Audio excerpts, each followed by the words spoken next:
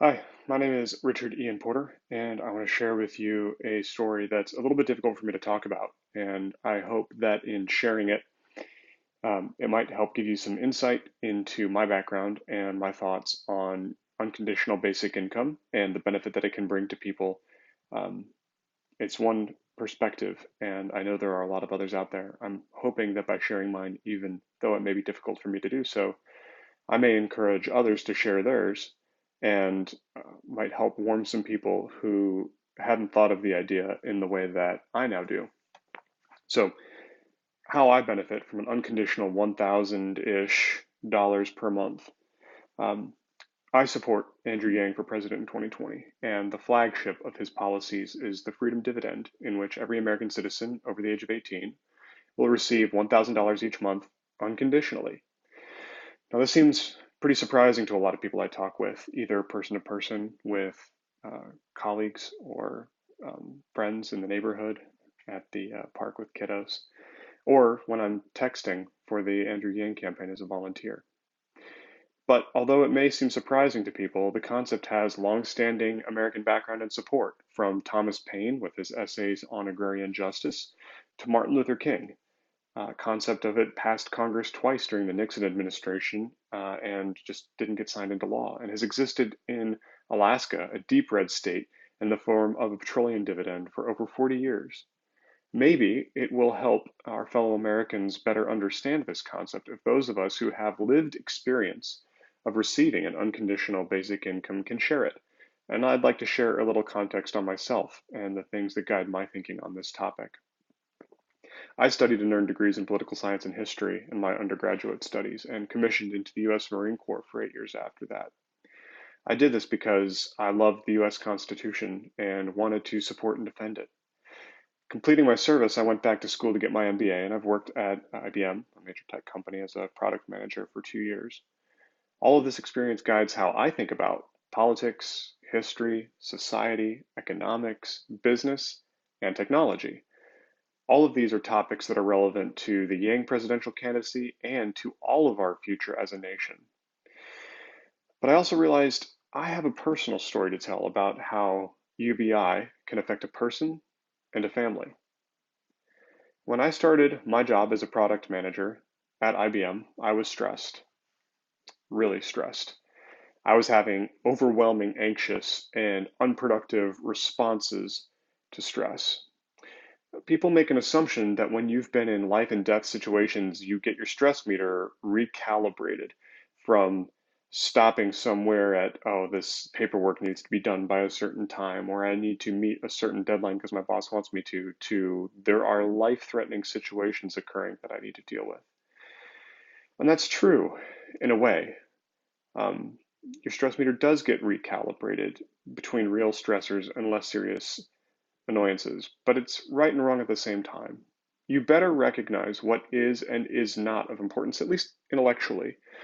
You may also learn a response that works really well for those life and death situations, and your body and emotions may default to that at all times.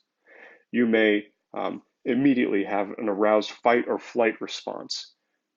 You may treat anything that feels threatening as a life or death situation. Or you may have put away all the normal response and processing to traumatic stimuli and events because it wasn't the time to process it at that time. But that bill comes due eventually, and processing must be done.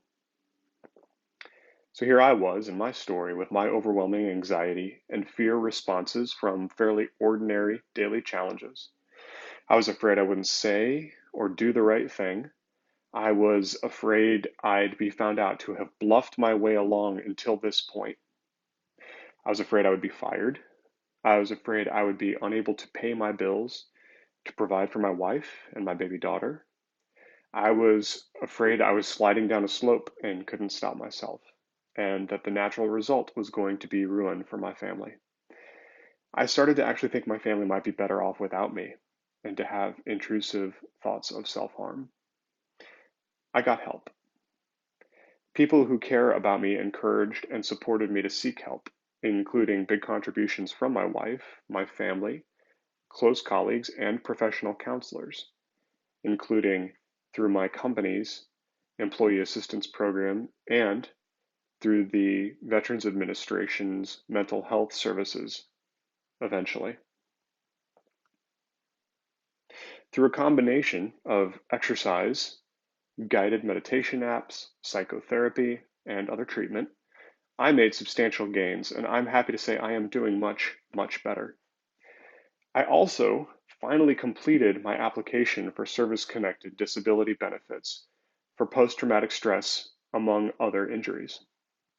A service-connected disability rating represents the commitment of the American people through the Department of Veteran Affairs to support a veteran in any disability they incurred connected to their service. This includes commitment to cover medical care for any condition created or worsened by service. It also includes direct payments for disabilities. These are intended to help compensate the veteran for any difference between what they are able to earn and what they could otherwise be earning but for that service-connected disability. The cash value of the combination of my service-connected disability payment sums to somewhere in the neighborhood of $1,000 per month. And it just so happens that that $1,000 per month is the level at which Andrew Yang advocates setting the freedom dividend because it's right below the poverty level in the United States. But despite being so low, these payments for me were like a breath of oxygen when I was gasping for breath in my stress. So even though I was getting paid well by IBM, plenty to cover my student loan debt, my family medical debt, mortgages and bills, and still leave a little for discretionary spending like vacations or toys and that sort of thing, it did not feel secure.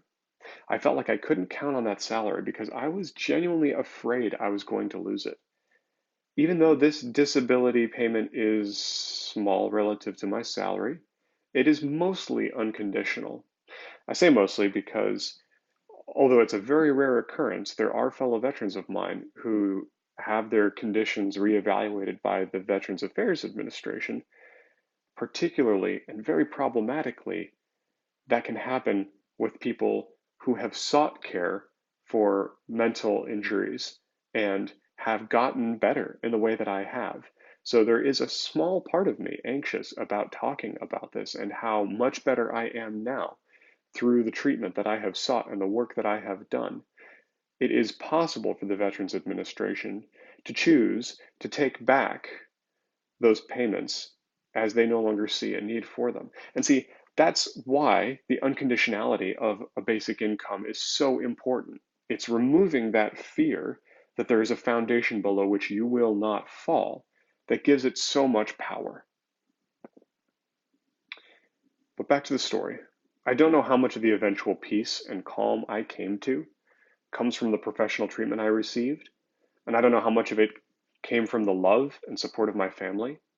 I don't know how much of it came from my own work and reflection and exercise and meditation. I don't know how much of it came from the knowledge that there is a floor below which our income will not fall. Asterisk, probably. And that is kind of the point. This holistic approach helped me recover into a much healthier and more productive father, husband, veteran, citizen, employee, community member, and engaged political citizen. Remember, please, that going through the challenges I did, I had significant support, benefits, and privileges. I was already educated. I was coming from a middle class upbringing. My debt load is moderate and manageable. I was no longer in any kind of physical danger. My family was never in any actual danger of losing shelter or food or safety. I had health insurance, both from the VA and my employer. Oh, that's right, I had an employer. I had a job that paid well despite stressing me out. Now, reconsider the story I just told you, if you will, about how a child or an adult who grew up with none of these benefits or advantages might be troubled.